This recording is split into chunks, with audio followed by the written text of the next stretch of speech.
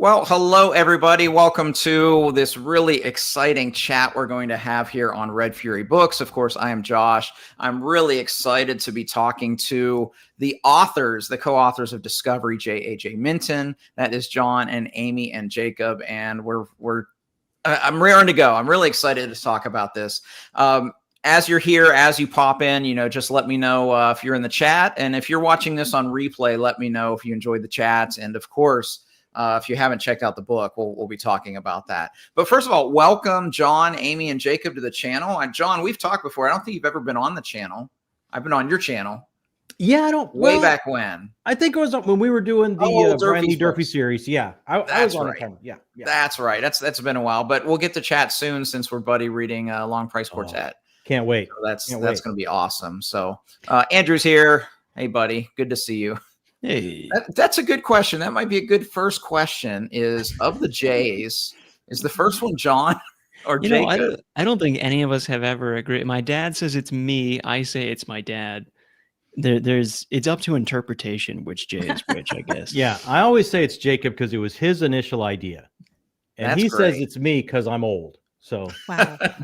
I mean that's the truth. Well, you're old, and you're also like I had the original idea that was just going to be like a mini series. Sorry, we're skipping way ahead. You want to? Yeah, you don't even know if Josh wants to know that.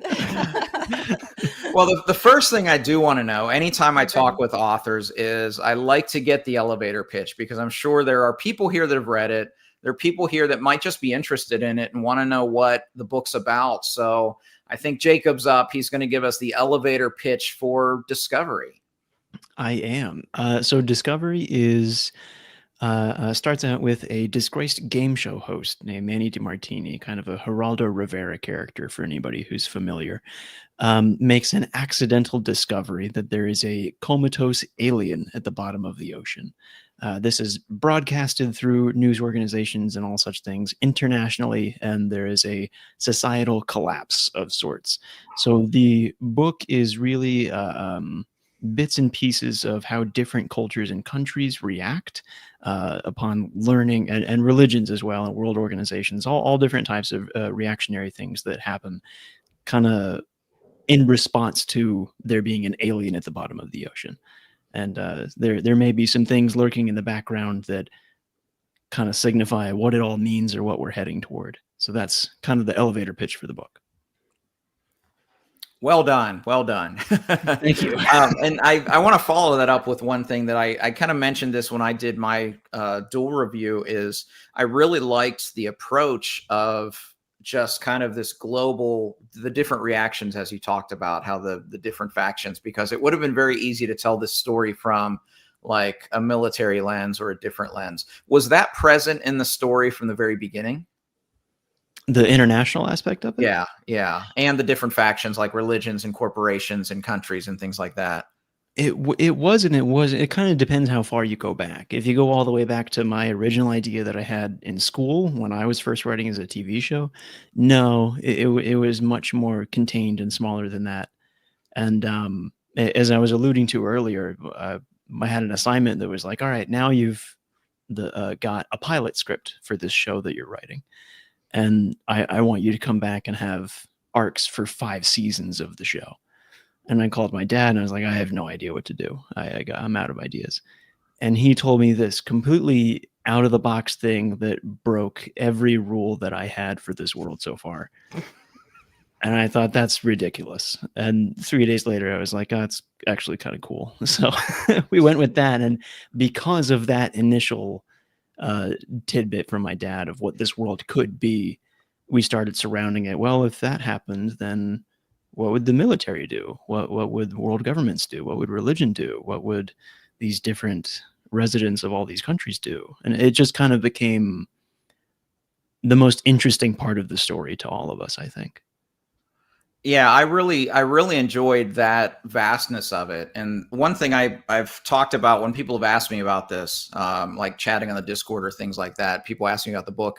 The one thing that I keep going in my head is it reminds me of kind of the ambition of like a Dan Simmons novel. And the one I think about most is not Hyperion, but Ilium, where he throws in just so many things. And, just like you guys did as well, so many facets of the story, and it works.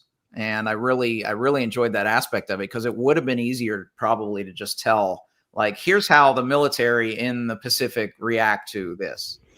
Yeah. Oh yeah, we don't do anything the easy way, do we? No. So you mentioned 5 seasons. Is this 5 books? Is that the plan? Okay. It is 5 books. Yeah. Wow. Yeah, 5 books. So the apocalypse in 5 parts or 5 acts isn't just the first book. It's actually 5 acts, 5 books. Yeah. Bit of a double meaning there. Yeah. But I think once Jacob got Amy involved, that's where a lot of the international flavor came into, because that's very true. Yeah. Yeah. Well, we decided as a family that alien invasion stories from the point of view of, white people in America was done. And we wanted to do something different. If you're gonna work this hard, do something a little different. And we wanted to stretch ourselves as writers and as people to include other cultures and what they might do, other religions that are not our own. And so a lot of that was just, fun exploration of what we wanted to figure out as people, Yeah. And I think that kind of curiosity really drove us when we were writing, that we just kept coming back to this work as being interesting to us, Yeah. So I think when we were all locked together during the 2020, yeah. Mm-hmm. I mean, we did talk about, if we're going to do like an apocalypse, let's do a global apocalypse. Let's really have the lens go all over and make it global. And let's look into like government and religion and science and infrastructure and business. And like, let's really, like, how can we do that? Yeah. So I remember the initial plotting sessions when we're just writing on a big piece of butcher paper. It's like, well, how are we going to do that? And that's what we ended up with. With character. Yeah. I think one of the early things that we always pointed to is we all really liked the movie Arrival. And it was like, oh, I loved how they look at different languages and use that to kind of decipher how we could react to alien language, and as well as like all the different countries trying to come and work together. That was something we really wanted to amp up as much as we could. When I like all the different locations that you had with all the different nationalities, which I saw on your video today, or yesterday was it, that the audiobook that's in the works, it seems like you're going to have multiple narrators that can do all of the accents and things like that for the characters. Yeah, that's got to be really exciting. That's very exciting. We're going to have 7 narrators. And we were, if you've read Discovery, and some people in the chat have, that it's very demanding. And so I wrote it as something that I would have liked to have performed, and pushing performers. So we're really grateful that Podium, who's doing the audiobook, said challenge accepted when it came to casting. It was like, we're going to need a Brazilian and a German and an American accent. And we need Ghana. And we need we need a scene where a woman knows a Mexican and an Irish accent, and it needs to go fast. And we were just like, have fun, people at Podium Entertainment. And they did. And man, did they hit it out of the park. Shockingly, they came back and it was like, here is an Italian person who lived in Germany for, it's like, oh, you hit like 3 birds with one stone. Yeah. So this past week, it's like, they've been sending us samples and we've been working on casting. It's like, oh my God, that's amazing. Like, I would have never thought. I didn't think someone like that existed. I didn't think we'd get 7 people, and I didn't think they'd get those people. It's really, we're really pretty excited. Yeah, and that is exciting. I know I'm not a huge audiobook consumer, but I do listen to probably about 1 a month on average. And I do like the multicast ones because it does really bring things to life. So you get multiple talented voice actors in the room. I'm sure that's going to be just really fun to hear that come to life. Can't wait.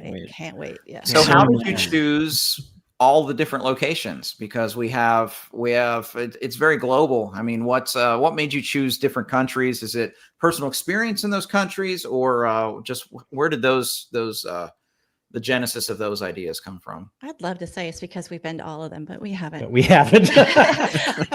it was really places that for me, maybe when we were all locked in the house together, we wanted to.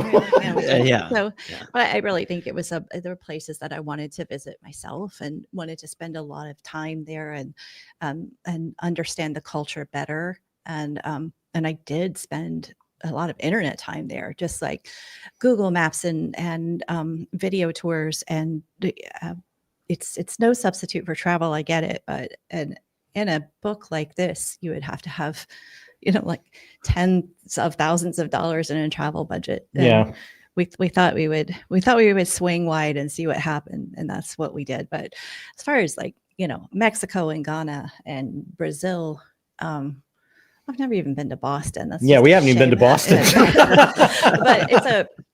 But it's just places we have an affinity for, and we wanted to spend time there, as far as research and culture. And we wanted to definitely like convey love for each of these cultures and love and respect for their language and their food and their way of life. So we hope that came across. And more to come. Yeah, it felt authentic, and that's why I wondered how many of them you had visited. So, but I guess nowadays in the internet age, we can at least learn so much about a culture and a place and see what it looks like and things like that. Speaking of internet, you chose to place this kind of pre-internet. So how did that decision come about? The story is set pre-internet, I should say. 1992. Jacob, take it away. Well, I was not there, so there were several meetings like, well, Jake, why don't they just call? Like, it's like, well, you can't. Why don't they text? Mm-mm. Why don't they email? Nope. Cell phone? Nope. I mean, I think a lot of it was the degree of technology that we needed to be available and simultaneously not available. Part of the thing that we're especially excited to play with going into book 2 is how a worldwide event like this can change the direction of technology. So if we start in 1992, it's just kind of like the birth of the internet as it's starting to grow. And suddenly when you have a worldwide collapse like that, and being able to share data and files across, different points of the earth becomes really important.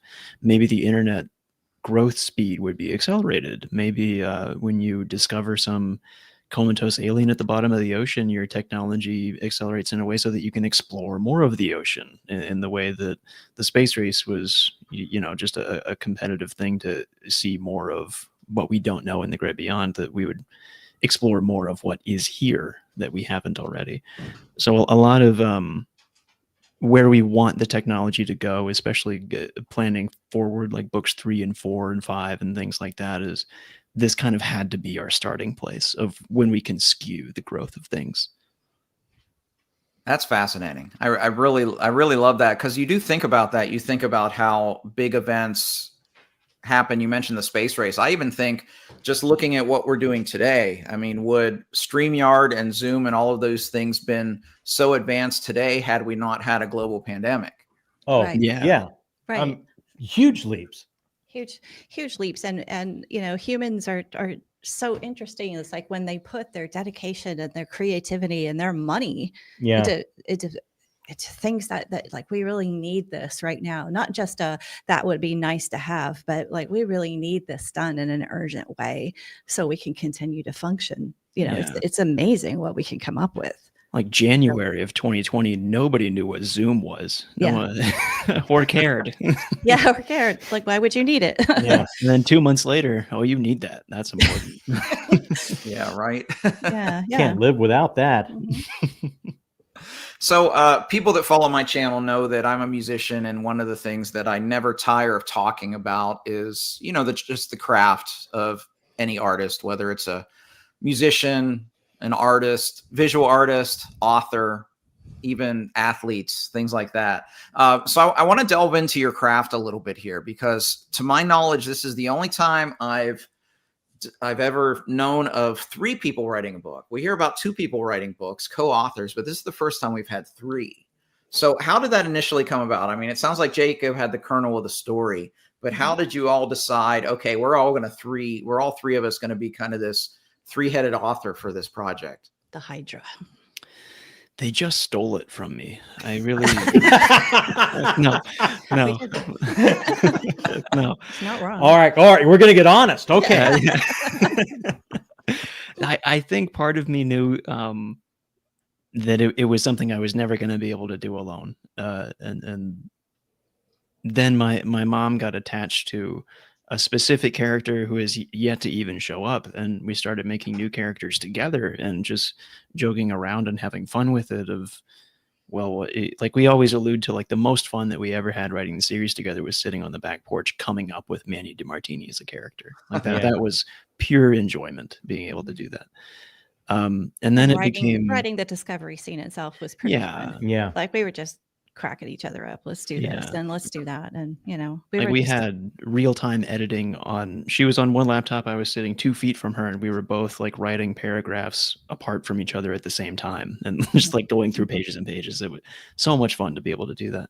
Mm-hmm. And then when things just got more and more complicated, of like, well, how does this cosmic rule work? How does this God work? How does this fungus work? What would happen with this religion or this world event or world government?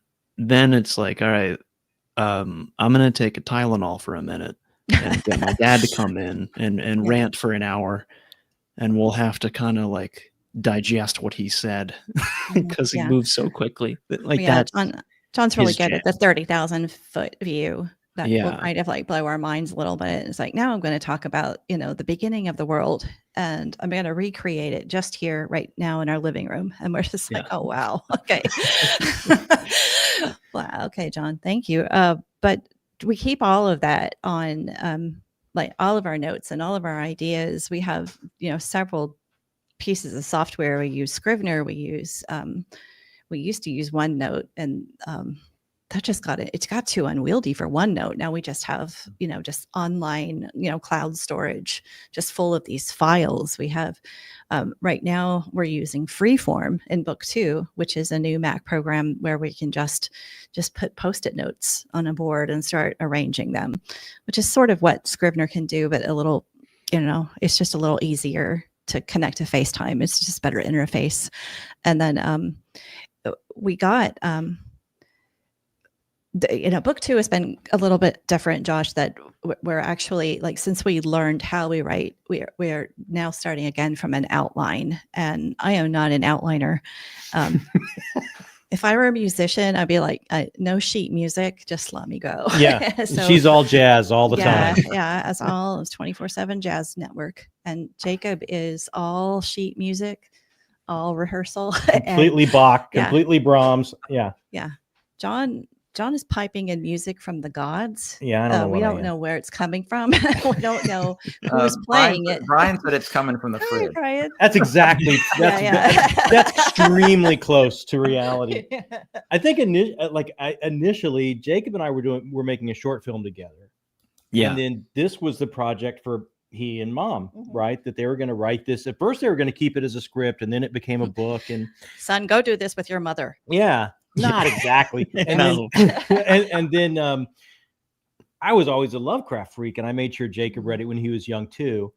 And they were kind of edging into this area, and it's like, well, how does this work? Well, how does this tie together? I think we're in a corner, and when they would get in a corner, I would get called in and go, no, don't you see how this connects and this, Yeah. And I would give the 30,000 foot view, and then, when we got down the road, we all got affinities for characters. I think that we would have voices in our head and be able to tap into those when others would get stuck and stuff like that. So, but we would always have to like keep an idea between the three of it. Like there were so many conversations of like, okay, we have a new character. Everyone has to know who this person is. Otherwise miscommunications are going to be happening all over the place. So what does their voice sound like? What are their like verbal tics? If we were to cast somebody, what would that look like? Like there has to be a lot of communication about exactly what's in your head. And a lot of the time you communicate that, and then 2 weeks later they're like, oh, well, I thought this. You're like, you thought wrong. Let's yell at each other about it for an hour and figure it out. It's interesting because it sounds like to me, just hearing you talk about it reminds me of just when I see like behind the scenes of my television shows, and they talk about the writer's room. That's very much exactly what it is. So, but it's just interesting because this really hasn't been done, at least that I've known of, with a book. You know, this is the process for television shows and movies. Well, probably television shows more than movies, but this hasn't been the process with the book. So this is just really interesting to me. A writer's room is perfect because we built a theater company together. And then after that, Amy went back and got her MFA in creative writing. So she put the writer's room together. She ran the writer's room, and then we were all just trying to figure out how to keep up. But that's exactly the way it worked, I thought. Yeah. Isn't that interesting though, that I haven't heard of it being done either with a book, a writer's room like that. And it worked beautifully. Yeah. I mean, not only did, I mean, like, yeah, there are fights, and yeah, you have to, but you have to stand up for yourself, and you have to learn each other's vulnerabilities and strengths and talents and whatever. I didn't think it took a long time to get that done, as opposed to other, lengths of time in writing a book. But I think what you get out of it is that you get this kind of bulletproof story, because you've got two other people outside yourself looking at it going, nah, I don't buy it. Yeah. And that would happen a lot. Like emotionally, they wouldn't be here, or there's a plot hole here, or haven't you thought of this, or no, that doesn't work. So or not much gets past it. It happened last week. It happened last week. Yeah. We're plotting. Soul crushing.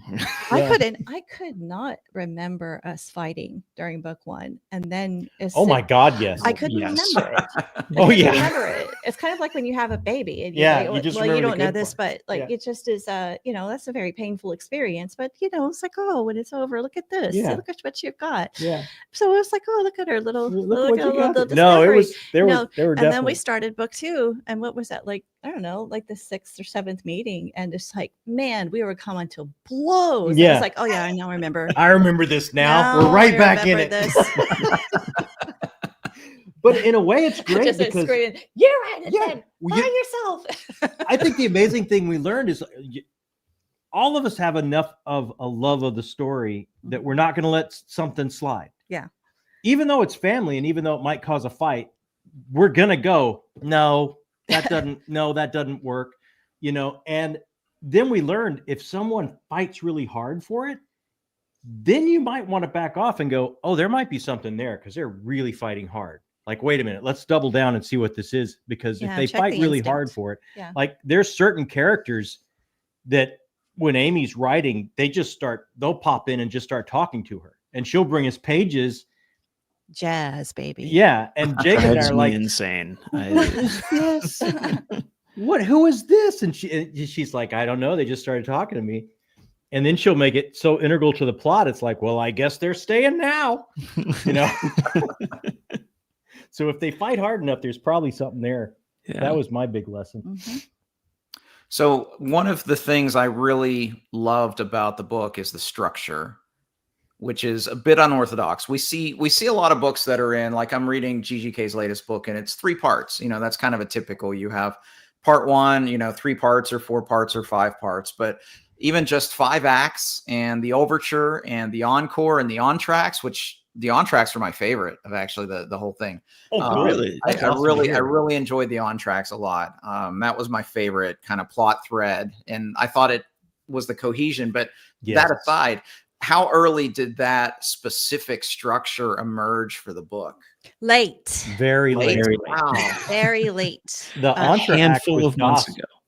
The entr'actes with DOS were the last thing we could get right. Like our developmental editor was beating us up so hard that we couldn't get it right. And it's like she said, imagine me with an axe over Oliver Doss, and it's going to come down. Tell me why he stays. Yeah. Tell me what. I was like, and then it was what? Why does he stay? And so we were, we would ask each other like, what, and then we came up with not only what it was about him that could say, yes, I'm trying to be careful, but what the rest of the book was missing. And and that was one of those things that happened just overnight for me. Sometimes I go to bed and I ask the universe for the answer. Some people call it prayer. Or maybe it's the muse, but I just say, but sometimes your brain just gives you, I woke up and I just said, here it is. This is what the book is missing. And this is what he can provide. And it wasn't just the glue, but it was just a certain relationship that he has with a certain character. And I'm not being very vague for people who've read it, but that came very late. Yeah, that wasn't in there until the 0 hour. Yeah. And what was going on was in the book was we just felt like it wasn't coming together. We felt like the threads were all disparate, and we knew it could. We were just pained about how it could come together. But that's where editors earn their money, right? Or band directors, or people who stand off and say, you know what, from my point of view, what you really need is, something that goes from here to here, that everything hangs off of. Everything hangs off of. And then you're the one who's in there going, okay, now it's time to get to work to make that cohesion happen. Wow. That's amazing. Cause that was, that character, as well as just that connective storyline, was my favorite in the book. Maybe because it did connect everything together. I'm so glad, interesting. Because I was under the impression, which sounds like it was erroneous, that with all the different parts, because you had the entr'acte and the 5 acts and then the beginning and the end, so you kind of had like 8 different parts. You could split it up with writers, like Jacob's Act 2, Amy's Act 3, or anything like that. But it sounds like you didn't approach it that way at all. No, it was all of us together. When we were doing like our very first drafts, it was like that. Before Jacob went to work, a lot of that was happening because he was home all day and they could take chunks and do stuff like that. But you were really going to get something that was going to look like, Jacob wrote this and Amy wrote this. It's going to look like a book of short stories. It wasn't quite fitting together the way that this does. Yeah. So luckily we had my favorite writer that lives here. Everything could go through that lens, but there was so much coming go through it. We would take passes. It was just like, here's a draft of a chapter, or here's a draft of 5 pages of a chapter. And we knew where it was starting and ending. And Jacob would do the last 5 pages. And then I would take a pass on the first 5 and he would take a pass on the last 5. And then we would just start adding our touches and tweaks and whatever. And we would just keep going over and over and over until we couldn't remember who did what. Yeah. Wow. And so, we felt that was the best way to make something that could read like one person wrote it. Yeah. And then we tried to stick to our strengths. Jacob, being a visual artist, if a scene, we couldn't get it, we wanted to be very cinematic, he would bring in storyboards and show you, this is where I'd put the camera. This is where everything is. This is how it would, this is how the lighting would work, and then there were times for certain dialogue that I would improv something as a theater game and they would record it as far as dialogue would go. So we all tried to just pull from our background of creativity and our strengths and just throw it all in there. And John read absolutely everything, every pass, every draft. And he would tell me or Jacob what he saw. And 9 times out of 10, he would say something that was not in there. That was a really great idea. So it was like, I really loved when this happened. I was just kind of on the sly writing that down. So I said, I'll take credit for that. That's a great idea. But there have been moments after we'll go, oh, it's my favorite line. And they'll go, well, you wrote that. And it's like, no, you wrote that one. It's like, honestly, there's a lot of times we can't remember. Yeah. Hey, that was like the Lord of the Rings, the movie, the special editions. One of the commentaries, Peter Jackson couldn't remember if one of the lines was Tolkien or one of the ones that they wrote, which is fascinating and amazing. But I could see that with this process. It's interesting because the only other one that I remember reading about authors co-authoring book was The Talisman, Stephen King and Peter Straub. And I'm pretty sure the way they wrote it is they pretty much just alternated chapters. I'm sure. Yeah. but King changed his writing style to look like Straub so that you couldn't, choose. You couldn't tell. Yeah. Which is Those are fascinating. two established authors. I mean, we're three yahoos who are just like, nobody's going to know, what my writing style is. Jacob hasn't developed one yet. And John's just yelling at us going like, do this. And no. So I know, I'm kidding. I would get sent out of the room and say, you bring Manny back. Yeah. And I'm glad, Jacob, you'd mentioned Geraldo, because immediately, as soon as I saw that character, I was thinking back to the Al Capone's yes, vault. That's exactly it. I had no idea what that was. We had to show him clips. Being like on the back porch with your kid going like, in the 90s, this guy did this. And Jacob's like, I've always felt like being a parent is being just like an earth ambassador to your child. Like you have to tell them the weird things that humans get up to, especially when they're younger. But I was glad to see that I could still surprise him. Just like, it's like, there's this guy named Geraldo Rivera, and he did this. He did a dive to the Titanic. And he did Al Capone's vaults, in which he did, like everybody tuned in. Yeah, Jacob was like, people watch that? And it's like, oh my God, yes. We were so excited about what could be in there. And then he opened the vault. You know what's in there, buddy? What? Nothing. But I want to say he also did it live. Yes. Oh, yeah. It was live. And there were just commercials nonstop about like, you had to be there to see what was going to, anyways, did it live. Yes. And the Manny Dive expedition was originally live in our first drafts. Wow. Yeah, we couldn't make that work because it was halfway around the world, and the time difference to LA. Like somebody would have figured out something and pulled the plug. So yeah. But it's interesting. It sounds to me, I mean, just you always hear with authors to write what they know. And it seems like with the whole project, all three of you just kind of, I don't know if it was early, but you eventually just kind of found your strengths of what you could contribute most to the project. Is that accurate? Absolutely. Yeah. Yeah. And it was definitely our jobs to get out of each other's way to make sure that happened. And so that, that was a lot of the discovery of the first part of how to learn to write together. That we would have to, just say, I remember John having a conversation with Jacob saying, your mom's a thoroughbred. She's going to get on the, she's going to get on the horse, and she's going to, she's going to gallop, and she's going to go fast. Don't try to keep up with her. Let her do what they, and then he would say to me, like, Jacob is the poet. He's going to tinker and fiddle. And so don't get frustrated with what you have on the team. Start to learn to work with it. And that's a big part of what we had to learn the first time through. Months and months. It did take us months. Yeah.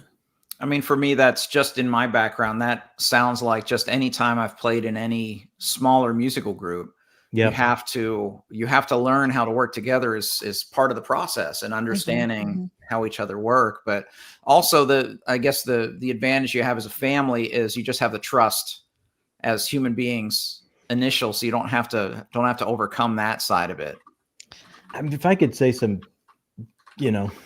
secret, us creating a theater company together, it gave us so much freedom because we could call each other out and know there was going to be fights. Like we knew there was going to be fights, but we knew it wouldn't matter because we'd been through it all. We'd been through the knockdown, drag out of, you can't put that in the season. Oh my God. We've been through, we've been through all of it.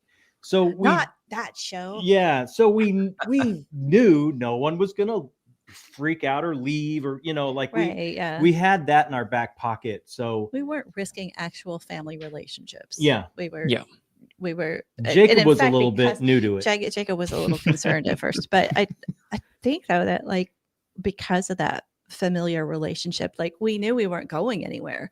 It was in the beginning when Jacob was living upstairs, sometimes I get really mad and throw all the maps and the notes on the stairs, and it was like, you take it upstairs, I don't want to see it anymore. And he was like, oh no, what is this? We're here. And then I would just leave it there. I'm not touching and John's that. just like, just leave it. Just leave it.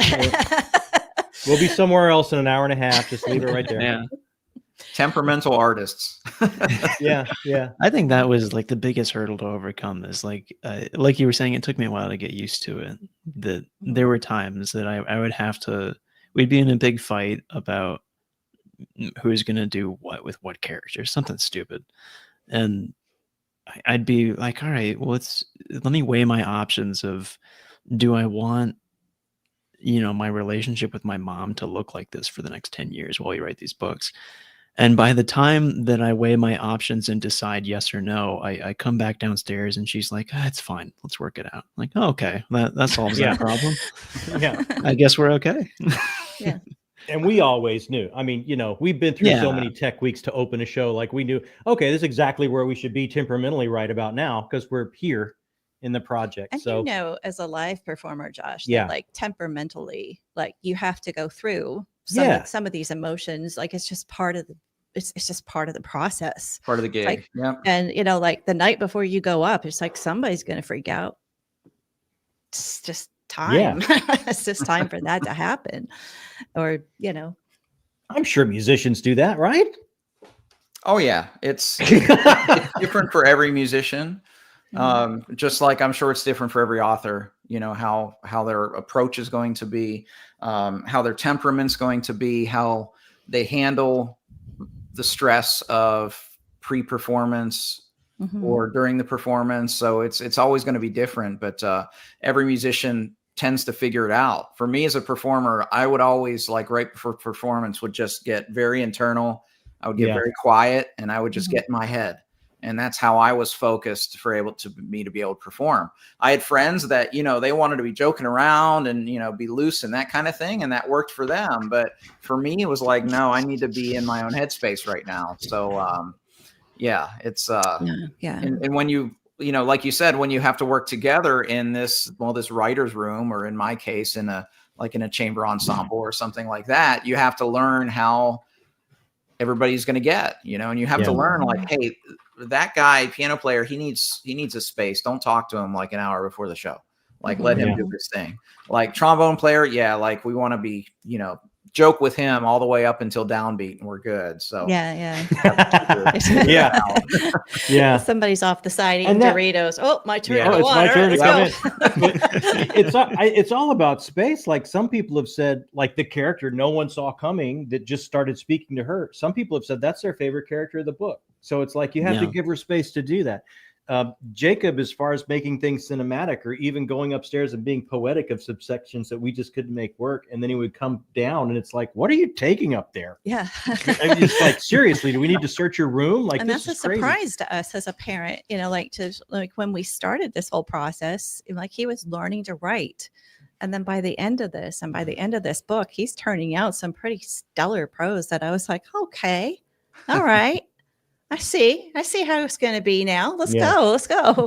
So I'm glad that we wrote so many drafts of this book that didn't see the light of day, because for me, it allowed me time to catch up. It's like those drafts just turned into a crash course that I'm going to learn everything that I possibly can from my mom, who I think is brilliant at what she does. And I'm just going to copy her as much as I can. I mean, that's the best product or process for any student to follow a mentor, is just figure out how they do it and incorporate that into your own, whatever your own process might be in the future. So let's get caught up on the chat real quick here. We had a few things. Got some high praise from Matt, who thinks Discovery might be his book of the year. So, oh my gosh. Big fan there. So awesome. That's very kind. Hello, Marianne is here. Hi, Marianne. Hi, Marianne. Joanna popped in. Joanna. And gives you a nice congratulations there too. So thank you, Joanna. Yeah, thank you. Those in the chat, just stopping by. If you have any questions along the way, feel free to throw those in there as well. Let me go with something I always ask my authors. I think I know because you alluded to it before, but there's kind of two major processes when doing the big book. It's are you the gardener or are you the architect? Mm-hmm. The gardener is the George R.R. Martin that just writes and writes and writes, and where the story goes, it goes. And then the architect is the Brandon Sanderson, who knows the ending before he starts. So where, and it's not a either or, it's a spectrum. So yeah, where does JAJ Minton stand on that? Or are all three of you kind of in different places with this, with your writing? Very different place. I am full blown architect. Mom is full blown gardener. Dad, I think you might be somewhere in between. That's in a spaceship hovering above us. Yeah, it's some other world entirely. Yeah. I don't know how I get this reputation. I really don't. I keep hearing this analogy though, that you're like floating otherworldly and you're just like dropping bombs on them, and then Yeah, that's kind of what happens actually. That's how it feels. There were, I always say, like, to give an example that's not going to spoil things for later. Before we were writing this book, when I was still in college, my parents were writing a book together that was just the two of them. And it was, I don't even know if it's something we'll pick up again someday, but I would love to. It'd No. be so fun. no. Absolutely not. I called and asked my mom one day, like, so how's it going? Catch me up on how it's been. And she said, oh, we're not doing that anymore. I was like, what happened? And she said, well, your dad came down and we're writing this medieval fantasy style thing. And he said, so the whole story, you find out at the end that there's this woman on the moon named Darlene. What are you talking about? And that shut down the whole project. It's like, Josh, I got so mad that I just I threw things and I just like, that's it.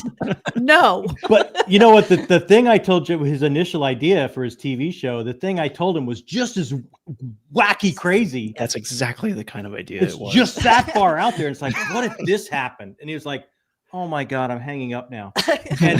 And then that became like the whole crux. Yeah. And that's where we started. And actually, that's in book 3. Like we had to keep backing off of it to make it make sense. Yeah. So 'Cause that's how we much it wrote didn't book make sense, 3 and John. then started backing away quietly out of the room. Quietly out of the room. Yeah. But wacky crazy, I mean, at least again, the television as an analogy, I mean, the ending of St. Elsewhere is something I always think of. Like that's the most bizarre ending to a television show, but it's to this day one of the most talked about. But you don't forget it. Finales. Yeah. Mm-hmm. So yeah, wacky crazy can work. Yeah, I like that. What? Sounds like John's the deer that walks into the garden and starts eating the flowers. That's exactly it. That's what I bring to it, Josh. That's it. I come in and eat the flowers. That's good. Whatever it takes. Yeah. Starts planting the seeds that when they come up, it spells a curse word in the garden. That's where he's like, how did you do that? Why? Hey, Zach, thanks for the super chat there, buddy. Maybe the Moon Lady can be in book 2. There you go. Darlene. No, they won't let me Darlene revive Darlene. Like, Darlene had a really good I arc too. have a really big question is why is it Darlene? We read a medieval... That was a joke, actually. Okay, well, that was not funny. No, didn't go over well. Not funny at all. So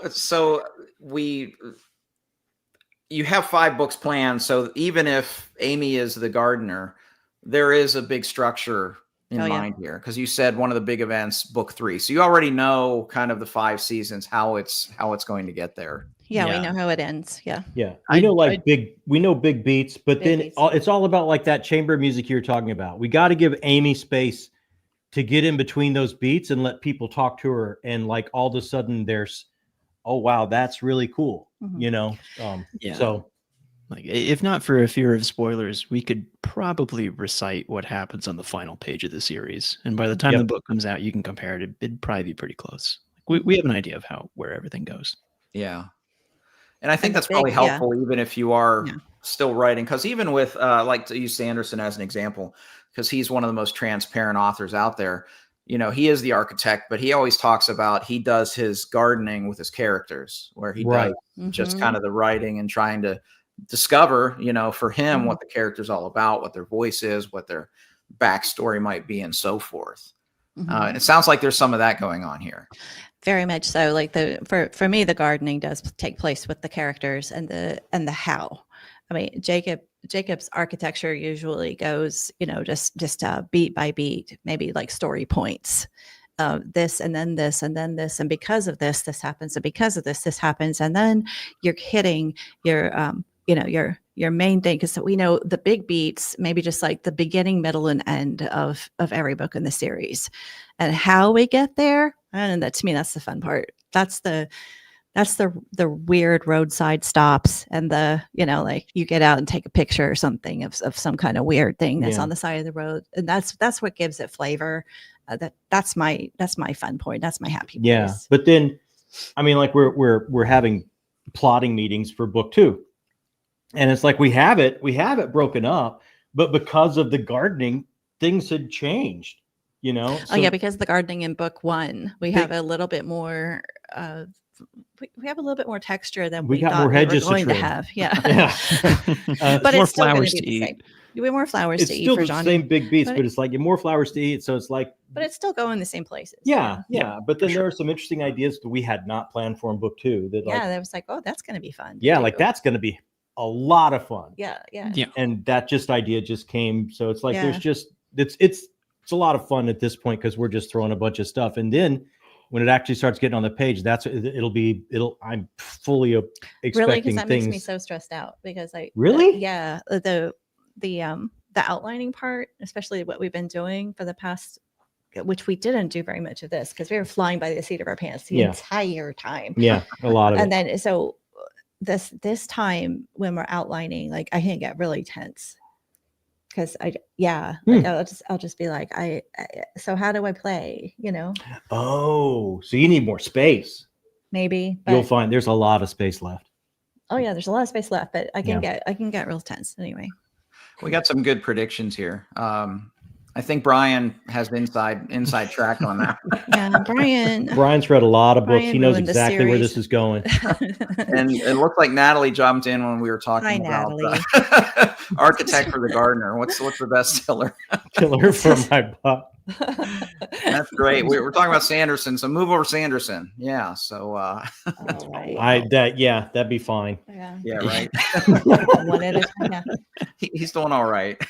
Let me ask you, Amy, because you seem to be focus a lot on character when you're doing kind of that discovery writing, frankly, with character. What usually comes first for you? Are you a visual person where you visualize the person, or do you hear their voice and their dialogue? How does that work for you? Voice. I think it's because I've done a lot of thinking about why this might be, but I do think it's because my grandmother on my father's side is such a wild personality that, and when I was growing up with her and started, respecting this woman and who she was, like you're respecting storytelling, you're respecting outrageous voice, and some of the members of my family on that side can also be pretty outrageous to compete for space or to, just because that's how we've learned to do it. So I think it's just because I start hearing it first, probably because of her and how I was raised. And I think John is the same way. He's got some pretty outrageous grandparents in his Texas lineage, just like basically the cowboy storytellers. Mine are the mountain folk storytellers, basically descended from the Scots-Irish, and John's, very Texas storytellers. Yeah. And so these are the types of families that, really prize storytelling and really prize, in-person FaceTime and expressing yourself. So yeah, it is voice that I hear first. And that's always just been interesting to me because that people can't do that. Yeah. And because when you get going, you say it's almost like dictation. Like you're just copying down what's you're hearing, what's hearing in your head. Yeah. Yeah. Well, I've heard that with authors as well, how they feel like, Stephen King's talked about it. It's obvious we were talking about Joe Abercrombie before we came on. It's obvious with Abercrombie that his characters just go and he is kind of transcribing. Yeah. Yeah. That's, I wish I could tell you what it is, or because I'm kind of fascinated with the process and always have been, especially from an academic standpoint, about where voice comes from, if it can be taught, or if it was learned in your family, if it was learned from friends, if it was, and I wish I could tell you, but it's just a theory at this point that it could be upbringing and could be cultural, could be. That makes sense to me, actually. Yeah. Yeah, if you think of just the lineage of storytellers, if you have that in your family, that becomes part of what you are. I mean, I'm a musician primarily because my grandfather was a band director, and it was part of our life. You know, music was part of the life, so it was something early for me that I did.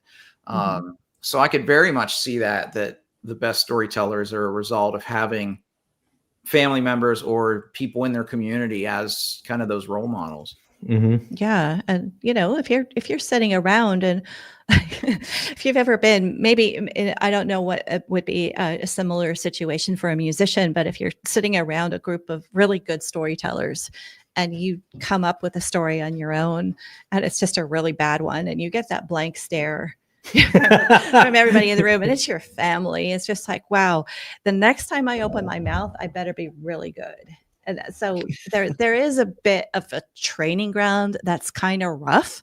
You know, it's not very nurturing at all. It's very competitive. And you know, if you talk, you better be on your game because this is a rough audience. That sounds like music school. Our undergraduate, we had a studio class. So like all the trumpet majors, we got together for an hour each week and different people would perform. And that was easily the hardest audience ever. The hardest audience, right? Yeah. They would not mince words. I'll never forget a freshman got up and played the one time. And I was a senior and I had a buddy who's a senior whose greatest attribute is he wasn't afraid to say anything. And he said, Hey man, you're a cool kid, right? Yeah, I think so. He said, don't forget, it's really cool to play in tune. And we were like, oh my God. So it was just like, you know, that was kind of ours, but it was real. It wasn't those, well, you could have done this better. You could have done this better. It was like our professor would say, hey, if you go on a gig and you play like that, you're never going to work again. Yeah. They're not bringing you back. You know, it's tough love, but we know as artists that it's a tough career path. So you have to have that thick skin. Yeah.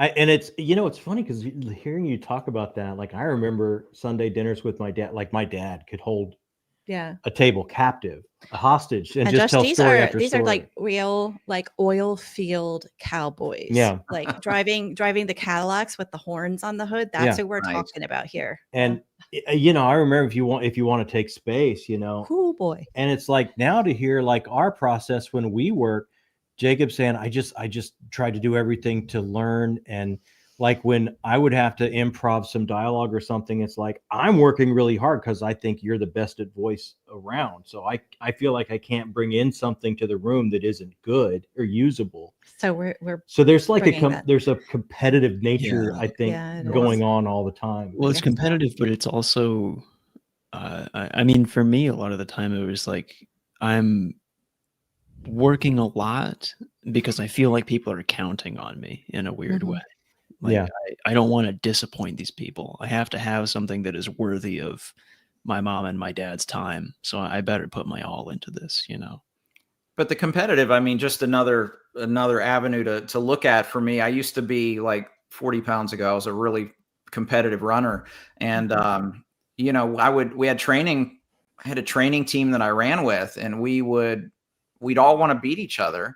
Yep. But we were just striving together. And if one of us beat one another, we would celebrate it because, you know, it was a great day. But we would all just elevate each other by just trying to keep up with each other. So, athletes can be kind of weird, right? You can be on a team, but you can also be competing against each other, and you're mostly competing against yourself in that, you know, in your own record and your own best time. So I remember us talking about Jacob is like where he started and where he is now. It's like it's just his parents, you know, when he's even not in the room, we'll just be like, I'm so proud of him. This is good stuff.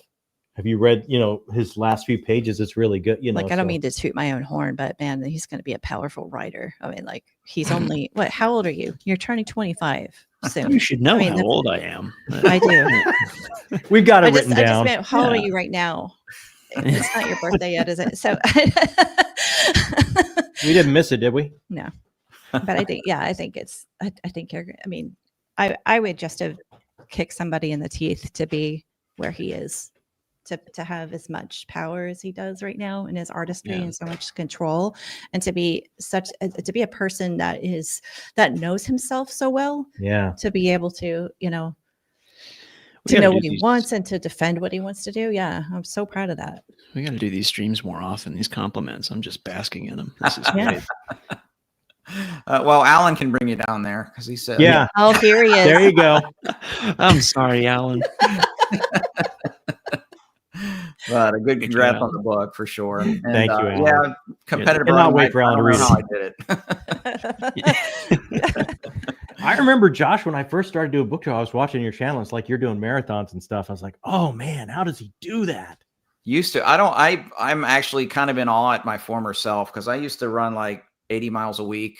What? And still have a job that was like 60 hours a week. And I don't know how I did it. Like now it's just like, I guess I'm getting older. I value my sleep more.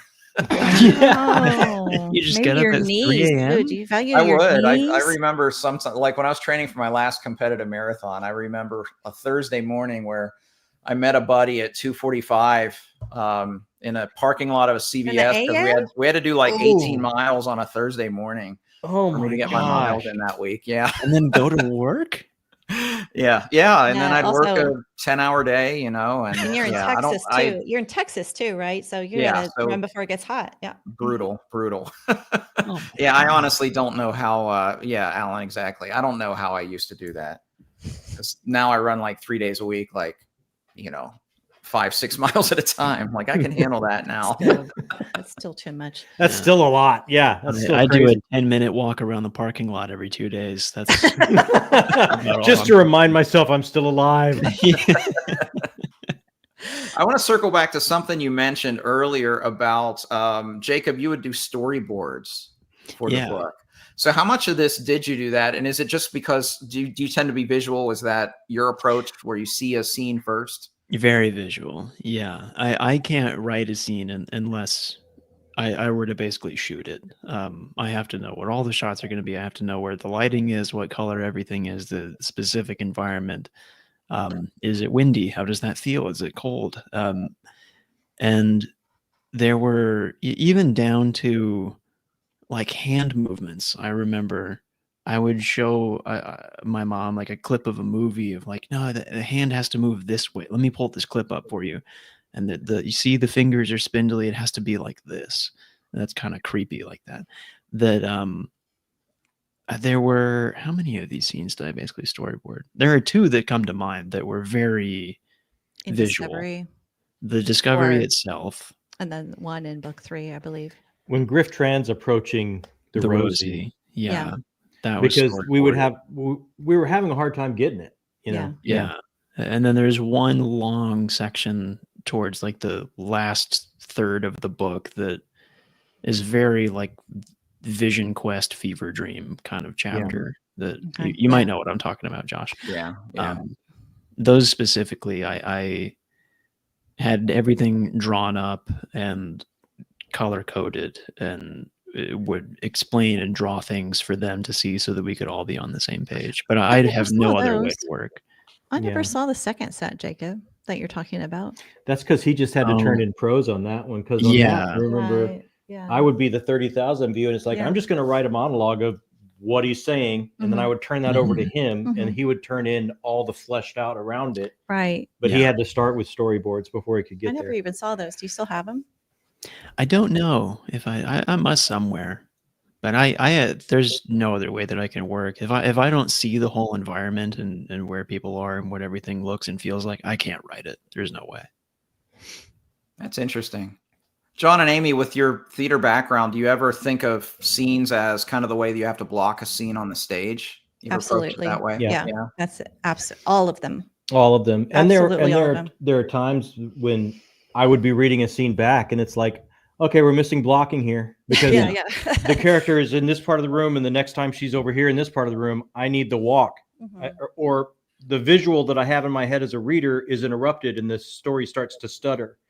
So it's like it was calling each other to the carpet on all the way down to like blocking like that. Like it's got a flow for every scene. The scene on Yeah. the Rosie had specific blocking too. I drew like a map of the boat and drew like X marks the spot. This Yeah, character's Jacob here. This directed character's who here. walking where, who was standing where. The first act in the penthouse was a lot of blocking because we kept adding people and adding people. Yeah. And it was like who is sitting where and who is moving and who's like, so like I could just like John was always just like, you know, you have her on the phone, but she didn't move to the phone. And I'm like, oh my God. Yeah. She moves. I think, to the phone. and that's the amazing, you know, it's like, yeah, I know. That's when people say you're a writer. I don't think anyone does it alone. I mean, no. You know, that's why the writer's room just, I thought, was so liberating. Yeah. I think even the big famous authors we know, they still have their alpha readers. I mean, Stephen King always credits his wife as being the first person to read his books, and even beyond the editors, I'm sure they still have, you know, they may not have the big teams like, you know, Sanderson touts his beta readers and all that, but I don't think anybody truly, well, I wouldn't say anybody. I'm sure there's some that do it alone, but I'm sure a lot of them do that because I'm sure editors will find those things like, hey, she's over here now. And because we'll notice it as readers. I mean, bring up, I mean, we noticed a discrepancy in the one Durfee book where there was a character that was in a scene and he was on the other side of the continent, and like the editor missed it, but we didn't miss it. Yeah. So it's like, you want to catch those things. Sometimes that, or it's a cut and paste error, or maybe it's a past draft. Yeah, between error drafts, it didn't make it over. Like we found that issue a lot. I think we got lucky with our beta readers there because we used my grandfather, my mom's dad, as a beta reader who, like, famously within the family will ask a billion questions about any topic that you hand to him. It's like, if there is anything that doesn't make sense, he will ask you. Send him the chapter. That's what you want then. Yeah, absolutely. No, and I mean, just talking about craft in general, I mean, that's what you want. You don't want someone that's just going to read it. Oh, it's perfect. You know, like, we don't want to hear that. We want to hear, you know, what didn't work. You hear that and you just roll your eyes. No, it is not. But your dad will ask questions no matter what. Yes. Or there's a time where it's like, all right, it's time for Oliver Doss to explain a bunch of science stuff. And we'd hand it to my grandfather and he'd be, I have no idea what you're talking about. All right, if we could get him to understand it. We rewrite it until he gets it. Or one of my friends, Mary, who does not read genre fiction at all. She reads, primarily how-to books on bike mechanics or Eat, Pray, Love. That's what Mary likes to read. And so when I give her this, it was just like, I don't buy it. You know, I don't understand. She just, oh my gosh, it was just like, I don't think Mary's going to understand this one either. But you just keep giving her to her until she does. She's like, okay, I get it now. And we're like, well, thank God. Then that means almost everybody can get it, right? That'd be great. That sounds mean to Mary. What? That sounds mean to Mary. She doesn't read this stuff. So yeah. She was just like, Well, it's like the Sanderson wanting to have more universal appeal with his books. Yeah. You see that trying to draw in all kinds of different kind of readers. So with that in mind, who would you say, if the people here are kind of still on the fence, well, who are the readers? Who's your best audience? Readers of different authors or genres? What would you say is kind of your target audience of people that you think would most enjoy discovery? I have no idea. This is always a tough one for me because it's kind of different. I mean, it's not.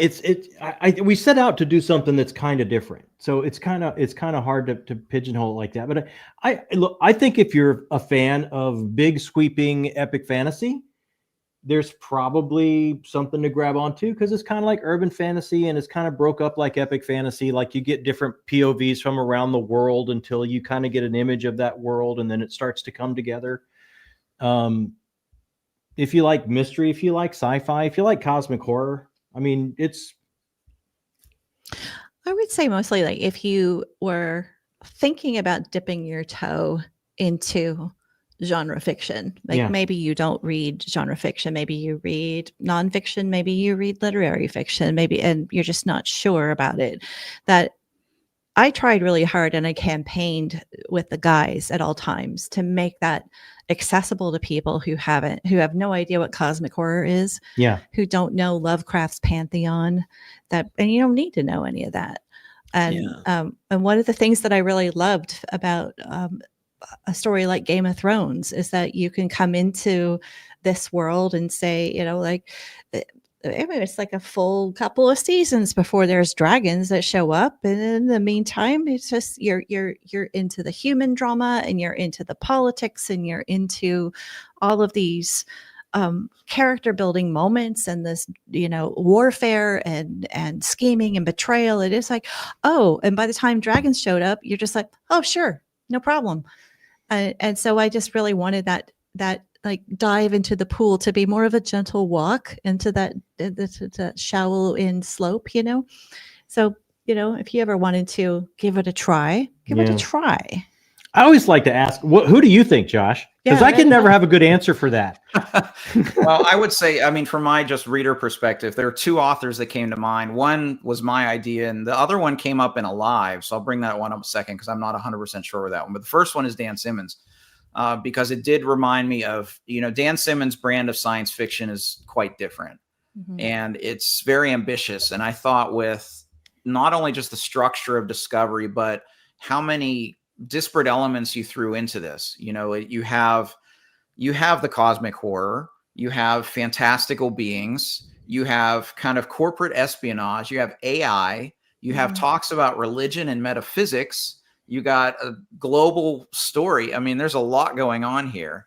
And that's kind of like, if you look at, like I mentioned Ilium, I think, that's the one I think about where just like the ambition is off the charts. And that's kind of what I thought came to me as I was reading it. The other author that was brought up to me in a live is someone mentioned David Mitchell, which I've only read Cloud Atlas. Compliment. So I can't speak to that for sure, but I mean, Cloud Atlas did have like one of my favorite, most unique structures I've ever read in a book. Yeah. So, I mean, I guess from my perspective as a reader, those would be, if you like those two things, I really think you'll like this thing for sure. Yeah, David Mitchell is Amy's favorite author of all time, and he's absolutely one of mine. Mm-hmm. So I think. And he's definitely a guy that can. That and Dan Simmons those are huge. Dan Simmons, I love too. Unbelievably nice. Yeah, I just think there's David Mitchell can ride the line between literary and genre. Like, That's it's very hard to know what shelf to put him on. Well, they put him on literary, but he's definitely genre. Yeah. I mean, I think you were talking earlier, Bob, about how we kind of wanted to be an introduction to genre for the people that are fans of literary, but I think we kind of wanted to be a bridge for both as well. Yeah. If people that are super into genre wanted to dip their toe into just a little bit of literary, like, I think there's a delicateness in the way that Discovery is that might appeal to those people. That we didn't want to be wholly in one camp or the other. Yeah, and I think that's a really beautiful thing that Amy brought from her master's program that really focused on literary fiction. Yeah, and I one of the things I love about this is, like, every character has a cultural background that's important to them, that has left marks on them, that they're still dealing with, that, they don't just show up on the page.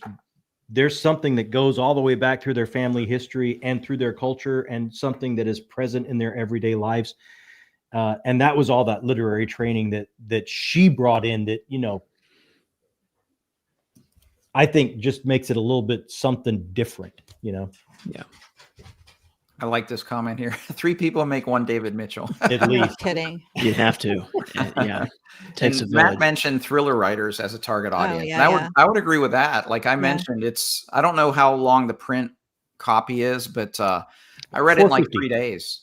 Yeah. Because I just found it compelling. I just, kept picking it up. So I think it does have if you like world building, I would say. Yeah. Maybe if you like world, because for a while, I think those are the biggest.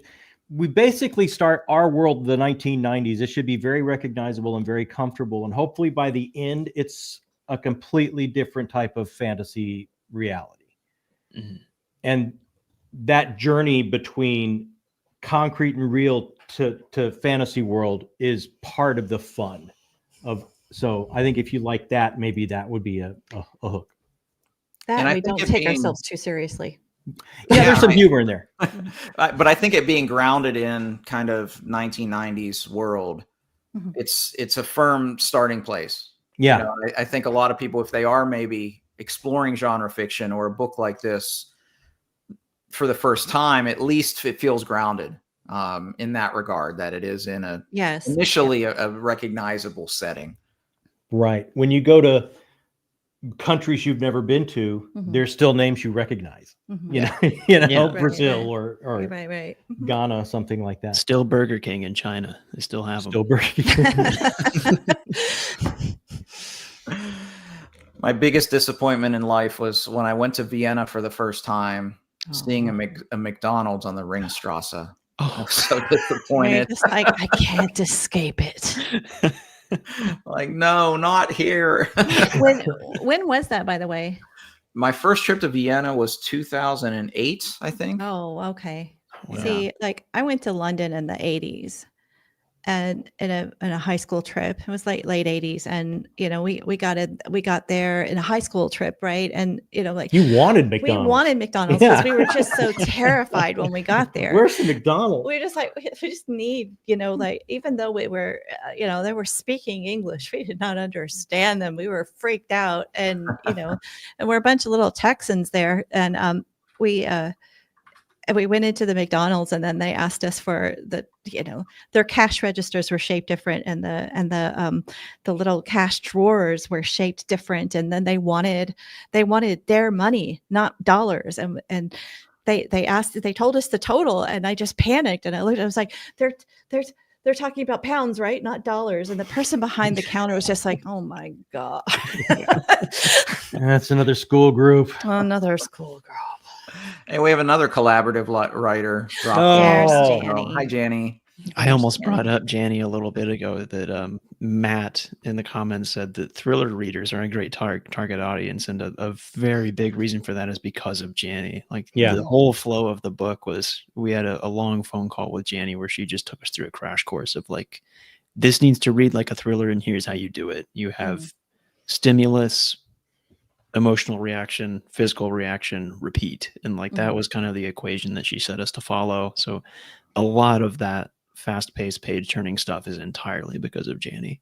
Yeah, we did a major rewrite, taking everything she laid down. She had us read several books and then basically rewrite the top of the book, and I mean, it is so vastly different from the amazing time and grace she gave to us to make the beginning of the book work. See, you showed up just in time, Janny. Yeah, Janny.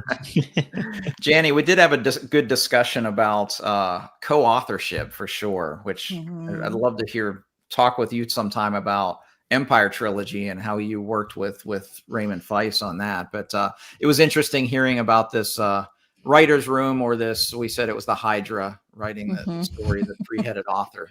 The three-headed monster. The Cerberus. Or the monster. Cerberus, there you go. Yeah, the Cerberus. The Minton Cerberus. So yeah. I know you mentioned that you've had preliminary stories of book 2 or meetings. So too early to say, when that might come to the world, or it's going to be done when it's done. And Nope, we got a contract now. No, we signed contracts. All of that's over. It will come out before Winds of Winter. I can. Guaranteed. We need to hand it in by the end of next year, by December 2026. Yeah. okay. So look for it in early 2027. So I think we're very close. If it goes any faster, you'll have it faster. Yeah, we're very close to being at the end of plotting. Are we? We're close. Depends how this next meeting goes. Yeah, I think the goal is always to actually be writing things by June. By June 1st, which is Sunday. And then if we could figure, a year, we should have something in some kind of shape by June 2026. Yeah, we're hoping it doesn't take us all the way to the end of next year. I hope not, but we're glad that we have that kind of timeline nonetheless, just in case things go wrong. And well, they on always do. on the road to getting this out, we had a few surprises. Geez, Jacob, we got your wedding to do. That is true. Yeah.